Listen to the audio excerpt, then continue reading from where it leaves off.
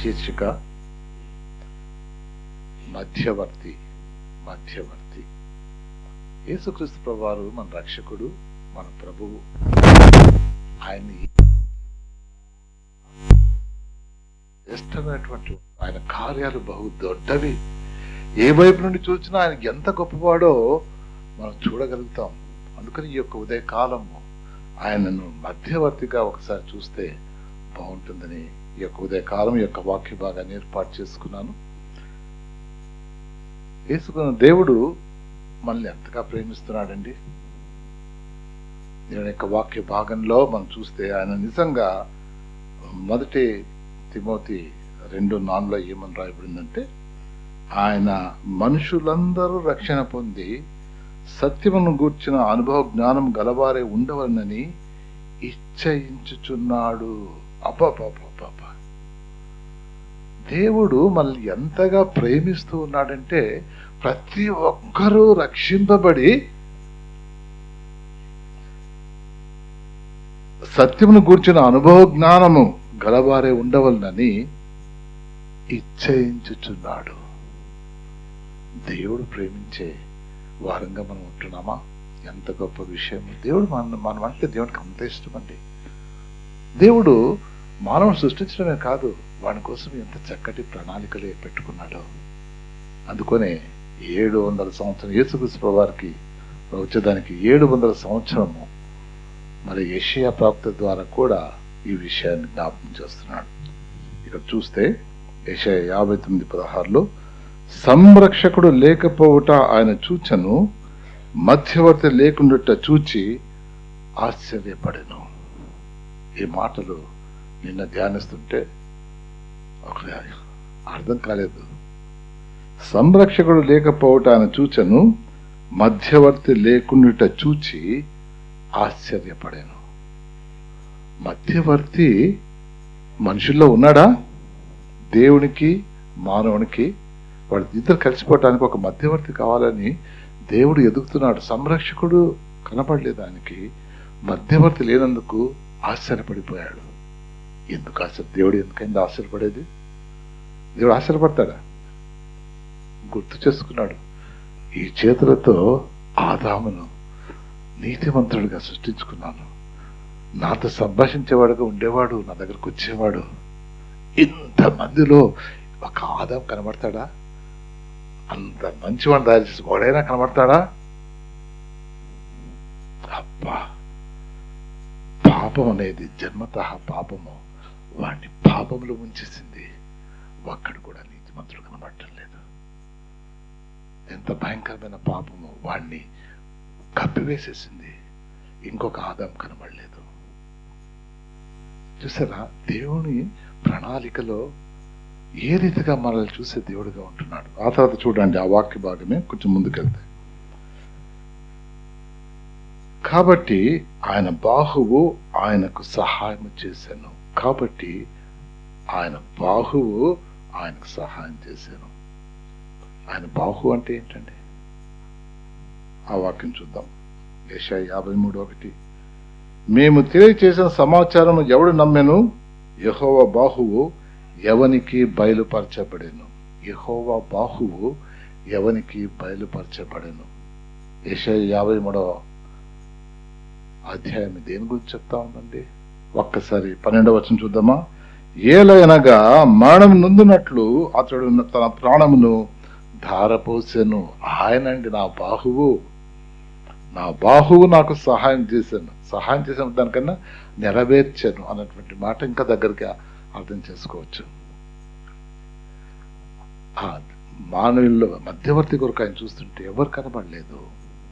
మరి ఆయన బాహువే ఆయనతో ఆయన బలపరిచినట్టుగా చూస్తున్నాం.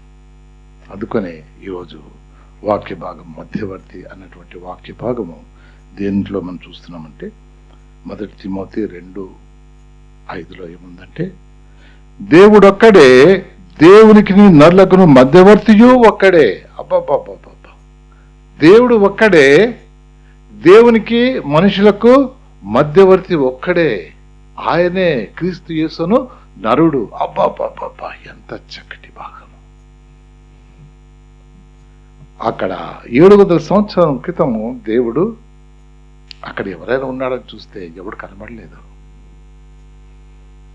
అది ఆయన బాహువే పంపించింది. ఆ విషయాన్ని అపోజినటువంటి పౌలు తిమోతికి రాస్తా ఉన్నాడు కదా. ఎంతగా ఏమంది, దేవుడు ఒక్కడే, దేవునికిని నరులకును మధ్యవర్తియు ఒక్కడే, ఆయన క్రీస్తు యేసు అను నరుడు.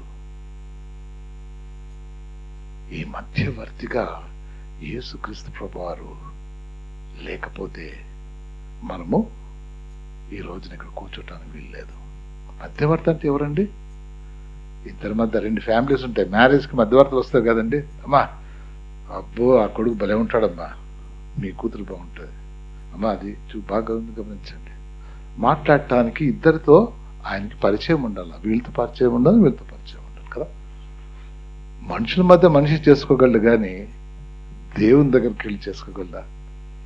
అందుకని ఎవడు కానీ దేవునికి ఎరిగినటువంటి వాడు, మనిషిని ఎరిగినటువంటి వాడు ఎవడు కనబడలేదు, అదే యేసుక్రీస్తు ప్రభువారు. అందుకనే ఈ యొక్క మధ్యవర్తికి ఉండవలసిన 3 లక్షణాలు యేసు ప్రభువారిలో ఏమున్నాయి చూస్తామా? అది చూసి దేవుణ్ణి ఆరాధించాలని ఇష్టపడుతున్నాం. మధ్యవర్తికి ఉండవలసిన మొదటి లక్షణము పరిశుద్ధుడై ఉండాలి.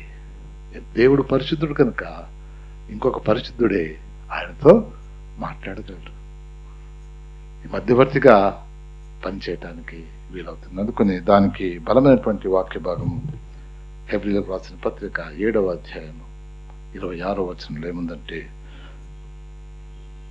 పవిత్రుడును నిర్దోషియు నిష్కల్మషుడును పాపులలో చేరక ప్రత్యేకంగా ఉన్నవాడును ఆకాశ మండలం కంటే మిక్కిలి హెచ్చైన వాడును ఇట్టి ప్రధాన యాజకుడు మనకు సరిపోయిన వాడు. అబ్బాబ్బాబ్బాబ్బా, మధ్యవర్తి ఏ రీతిగా ఉన్నాడండి? మన మధ్యవర్తి యొక్క లక్షణాలు చూడండి ఎలాగున్నాయి. పవిత్రుడును నిర్దోషియు నిష్కల్మషుడును పాపులలో చేరక ప్రత్యేకంగా ఉన్నవాడును ఆకాశ మండలం కంటే మిక్కిలి హెచ్చైన వాడునైనా ఇట్టి ప్రధాన యాజకుడు మనకు సరిపోయిన వాడు. అబ్బా, beautiful qualification to be with the lord, to meet the lord, to deal with the lord. దేవునితో పని చేయటానికి ఎంత మంచి లక్షణం యేసుక్రీస్తు. అందుకనే మధ్యవర్తిగా ఆయనకున్నటువంటి సుగుణాలు చూస్తే ఎంతగా దేవుని ఆరాధించవచ్చు. అది మొదటిది. రెండవది, తన్ను తాను తగ్గించుకుని వాడే ఉండాలా. దేవునితో సహవాసం కలిగినటువంటి వాడు నీ దగ్గరికి వస్తాడా? అంబానీ ఫ్రెండ్ నీ దగ్గరకు వచ్చి మాట్లాడతాడా? ఎవడా నువ్వు? అంబానీ ఫ్రెండ్, అంబానీ లేని వాడు అదాని దగ్గరకు పోయి మాట్లాడతాడు కదా, నీలాంటి దగ్గరకు వస్తాడా? అసలుకి ఆ ఏరియా కూడా అట్లా వాడు చూడండి అసలుకి కదా. అంటే ఉన్నతమైనటువంటి వారు తక్కువగా ఉన్నటువంటి వారి దగ్గర రావటానికి వీలు కాని విషయం, అది నార్మల్. అందుకనే ఈ యొక్క మధ్యవర్తి అంత ఉన్నతమైన వాడైనప్పటికీ ఆయన తన్ను తాను తగ్గించుకునేవాడుగా ఉండాలా. దాని గురించి ఆయన గురించి దేవుని వాక్యం ఏముందంటే, ఫిలిప్పీలకు రాసిన పత్రిక 2వ అధ్యాయం 6-7 వచనం చూస్తే, ఆయన దేవుని స్వరూపం కలిగిన వాడై ఉండి దేవునితో సమానంగా ఉండేట విడిచిపెట్టకూడని భాగ్యమును ఎంచుకొనలేదు కానీ మనుష్యుల పోలికగా పుట్టి దాసుని స్వరూపము ధరించుకొని తన్ను తానే రిక్తునిగా చేసుకున్నాను. ఎంత తగ్గింపమ్మ, ఎంత ఉన్నతమైనటువంటి వాడు మన కోసం అంత తగ్గించుకొని వచ్చినటువంటి వాడు. ఆయన మధ్యవర్తి, మన మధ్యవర్తి యేసయ్య. ఆయన క్వాలిఫికేషన్ చూడండి ఎంత గొప్పవాడండి. అంత ఉన్నతమైన వాడు మన దగ్గర రావటానికి ఆయన తగ్గించుకుంటే కానీ రాలేడు. ఎంత మంచి పాటలు అవి, ఆ పాటల్లో వింటా ఉంటే ఎంత సంతోషం వేసింది. ఎంత చక్కటి పాటలు ఇచ్చాడు ఈరోజు పాటలు పాడేటప్పుడు. దేవా ఎంతగా తగ్గించుకున్నావయ్యా. తగ్గించుకోకపోతే మన దగ్గరికి రాలేడు. ఆయనతో ఉండే దేవుడు యేసయ్య, ఆయన మన శరీరం దాల్చుకొని మనతో వచ్చి జీవించాడు. అబ్బా, నేను ఎవరో అని మనకు తెలియచేసుకున్నాడు. అది సరిపోదు, అక్కడి నుంచి ఇక్కడికి వస్తే సరిపోద్దా? కొంచెం పని చేయాలి కదా. 3వ క్వాలిఫికేషన్, తన ప్రాణము పెట్టగలిగిన వాడు. తన ప్రాణాన్ని పెట్టాలా. ఎందుకంటే దేవుడు ఆశ్చర్యపడిపోయాడు, ఎవడని ఉన్నాడా? అరే ఎవడు లేడు, ఇంకొక ఆదాం పుట్టలేదు, ఈయన 2వ ఆదాము. చూడండి ఆయనకు 3వ లక్షణాన్ని యోహాను సువార్త 10:18 ఉంటే, ఎవడును నా ప్రాణమును తీసుకొనడు. ఎవరు చెప్తారండి? నువ్వు చెప్తావా? ఎప్పుడు చేస్తానో నాకే తెలుతాయా బాబు, ఇంటికి పోతాను లేదు, ఇక్కడ బయలుదేరితే ఇంటికి చేస్తాను లేదు. గ్యారెంటీ ఉందండి? చెప్పండి ఎవరన్నా.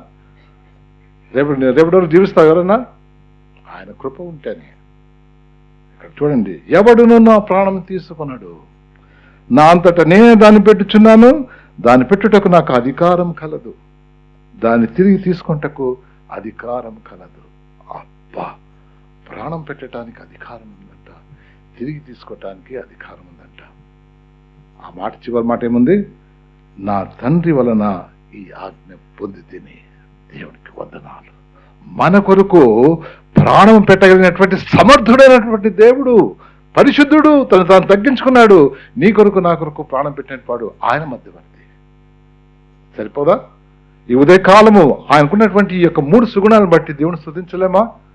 రక్షకుడిగా చూసాము, మనం ప్రభువుగా చూసాము, ఆయన కార్యాలను చూసాం. కానీ మధ్యవర్తిగా ఆయన ఉండవలసినటువంటి విషయంలో ఎంత మంచి సుగుణాలు కలిగి ఉన్నాడు. పరిశుద్ధుడు, పవిత్రుడు, నిష్కల్మషుడు, తను తాను తగ్గించుకొని రిక్తునిగా మన కోసం వచ్చినవాడు. అంతేకాదు, తన ఇష్టానుసారంగా మన కొరకు ప్రాణం పెట్టినవాడు.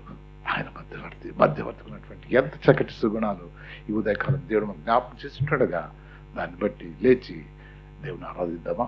సమయం పడుతుందండి.